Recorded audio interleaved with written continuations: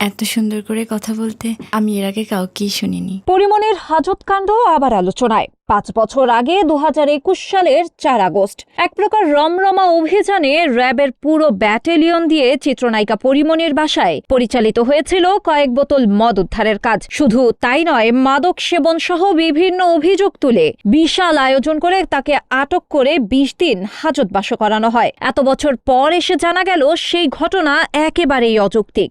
আর এই কথা স্বীকার করেছেন অভিনেত্রীকে আটক করা র্যাবের সেই সাবেক গোয়েন্দা প্রধান লেফটেন্যান্ট কর্নেল খায়রুল ইসলাম। তবে এই অভিযানের প্রকৃত উদ্দেশ্য কি ছিল? কাদের ইশারায় পরিচালিত হয়েছিল এই অভিযান?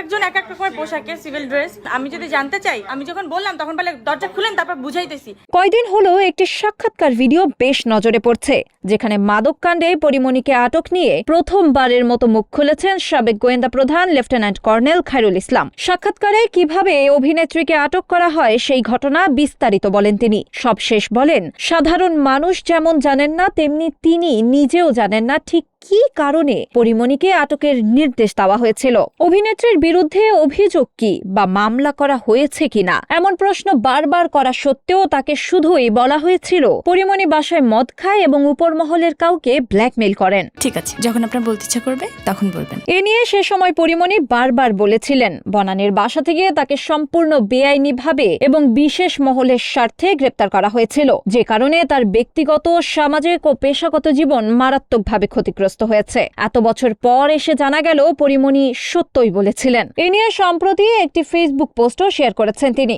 বলেন, মিথ্যা ও বানোয়াট মামলায় আমাকে গ্রেপ্তার দেখিয়ে 7 দিনের রিমান্ড, টানা 20 দিন কারাগারে রাখা হয়েছিল। সেই সময়ের অভিজ্ঞতা আমার জীবনকে কতটা ক্ষতিগ্রস্ত ও বিপর্যস্ত করেছে তা আল্লাহ আর আমি ছাড়া পৃথিবীর আর কারো পক্ষে পুরোপুরি বোঝা সম্ভব নয়। তবুও আমি বিশ্বাস করি সত্য একদিন না একদিন প্রকাশিত হয়। সময় লাগতে পারে, কিন্তু সত্যকে চিরদিন চাপা রাখা যায় না। আমাকে শুধু কেউ কনফার্ম করুক যে আসলে আসলে মানে কোন প্রশাসন থেকে আসছে।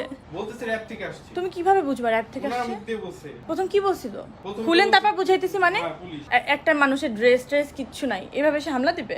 পরিমণির বিরুদ্ধে মিথ্যা অভিযোগ তুলে তাকে আটক করা হয়েছিল, এ কথা খোলাসা হয়েছে বটেই। তবে এই অভিযানের প্রকৃত উদ্দেশ্য কি ছিল, কাদের ইশারায় পরিচালিত হয়েছিল তা কোনোভাবেই জানা যায়নি। জানেন না অভিনেত্রীকে আটক করা অফিসারও। পুরো বাহিনীর উপর এসেছিল উপরমহলের নির্দেশ। এখন জোরালো হয়েছে দেশের প্রশাসন নিয়ে আলোচনা, আর উঠে আসছে নানান প্রশ্ন।